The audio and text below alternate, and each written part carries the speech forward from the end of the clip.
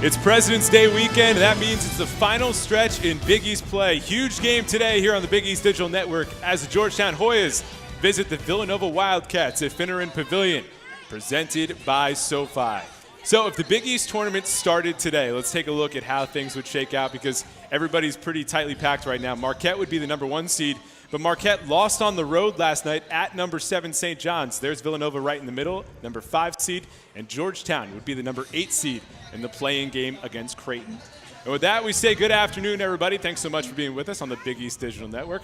Alongside Christine Motta, I'm DJ Sixsmith. So, Christine, really interesting weekend for both these teams last weekend. Haven't played since then. Both played DePaul as well as Marquette. Villanova got absolutely thrashed. Meanwhile, Georgetown pretty close.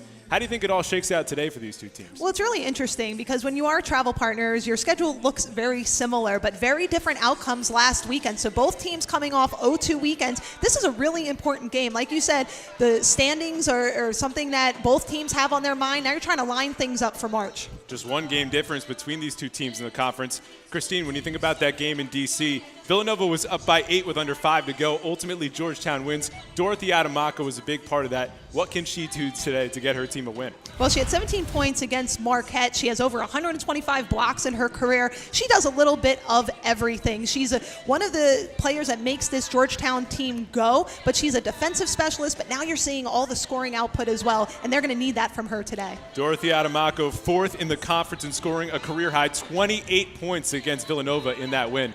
Meanwhile, on the other side, Janet Tucker, such an important piece for this Villanova team. She's finally found the range. What's the key for her today? Well, she is a leader for this Villanova team, especially on the defensive end. Harry Peretta says that she is the best defensive players, if not one of the best he has ever had. But it's also her offensive output. She had 15 points against Marquette. She can shoot the 3-ball. They're going to need that from her, but it's that defensive specialization and the leadership, vocal leadership, and with her play that Villanova will need today. Tucker, a career-high 5 triples in the loss last weekend. There you have it.